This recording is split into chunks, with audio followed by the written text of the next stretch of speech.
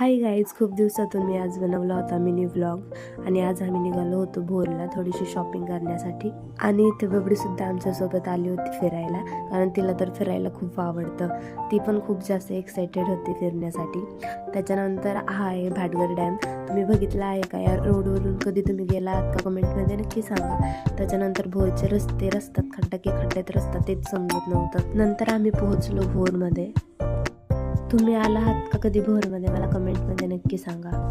आणि आज होता शनिवार आणि शनिवारमध्ये थोडीशी दुकानं बंद असतात, पण भोरमध्ये बऱ्याच गोष्टी अवेलेबल होतात. जे पाहिजे ते सर्व गोष्टी भोरमध्ये मिळतात.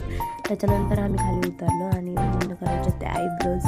नंतर आयब्रोज करून आम्ही गेलो साड्या घेण्यासाठी. आम्ही भोरमध्ये नाकोडा कलेक्शन येथे गेलो होतो आणि खूपच मस्त मस्त साड्या होत्या त्यांच्या दुकानामध्ये. आणि इथे सुद्धा आमच्या बबडीची मस्ती चालू होती. तिला खूप मस्ती करायला आवडतं. जिथं जागा भेटेल तिथं तिची मस्ती चालू होती. नंतर आम्ही ब्ल्यूवाली साडी सिलेक्ट केली होती, कारण कलरसुद्धा खूप मस्त होता. ट्रेडिंगला सुद्धा ती साडी खूप जास्त चालली होती. आणि त्याच्यानंतर त्यांनी खूप सारे वेगवेगळे साड्यांचे कलेक्शन आम्हाला दाखवले.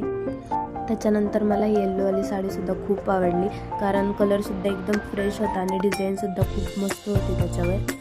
त्याच्यानंतर बबडीला पण एक छोटंसं जर्किंग घेतलं आम्ही.